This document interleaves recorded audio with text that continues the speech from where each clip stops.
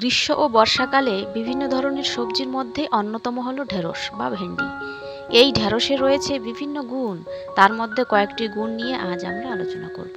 ঢেঁড়স ত্বকের বিষাক্ত পদার্থ দূর করে, শরীরের টিস্যু পুনর্গঠনে ও ব্রণ দূর করতে সাহায্য করে। ঢেঁড়সে রয়েছে প্রচুর পরিমাণে ভিটামিন এ, বি, সি ও আয়রন। গর্ভাবস্থায় ঢেঁড়স খাওয়া খুবই উপকারী।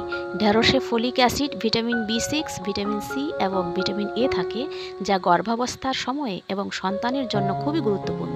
কাঁচা ঢেঁড়স খেলে রোগ প্রতিরোধ ক্ষমতা বৃদ্ধি পায়, হজমে সাহায্য করে এবং হৃদরোগের ঝুঁকি কমায়। কাঁচা ঢেঁড়সে ভিটামিন সি এবং অ্যান্টিঅক্সিডেন্ট ও খনিজ পদার্থ থাকায় স্বাস্থ্য ভালো হয়।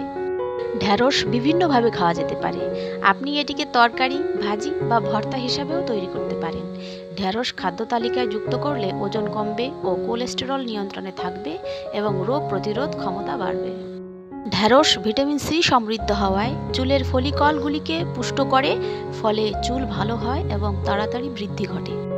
সতর্কবার্তা: যাদের কিডনিতে পাথর ও পিত্তথলিতে পাথর আছে তাদের একেবারেই ঢেঁড়স খাওয়া যাবে না, কারণ এটি কিডনির সমস্যা আরও বাড়িয়ে তোলে। তাই যাদের এই সমস্যা রয়েছে তারা ঢেঁড়স খাওয়ার আগে ডাক্তারের পরামর্শ নিন।